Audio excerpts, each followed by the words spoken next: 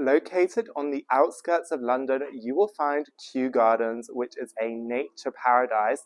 And today I'm going to be taking you around the gardens and showing you what's in store at the Orchids Festival for 2025, taking place from the 1st of February.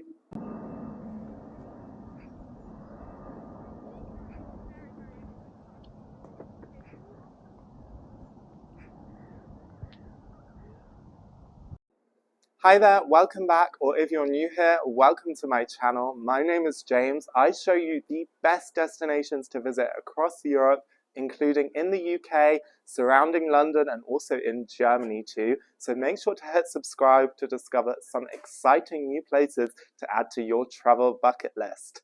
Today I'm going to be taking you around Kew Gardens, which is what I call a nature paradise, here on the outskirts of London. I actually used to come here a lot as a child, so it brings back a lot of memories. But what didn't used to take place while I was younger was the Orchids Festival, and it now takes place yearly in the months of February and March. Today I've been invited down by Kew Gardens to have a sneak peek at the Orchids Festival for 2025, and I'm going to show you what's in store. It's themed to Peru this year. There are various animals to discover inside, including bears, flamingos, butterflies, and alpacas. They aren't real, they are sculptures, and of course the sea of orchids too. I'm so excited to show you guys what's in store, and then we're going to have a little bit of a wander around the rest of the gardens, and we're going to take a look at what else is on offer, including the Treetop walkway, the temperate house, and also maybe across to the pagoda as well. Right guys, let's get started into the video and let's go check out the Orchids Festival for 2025 here at Kew Gardens.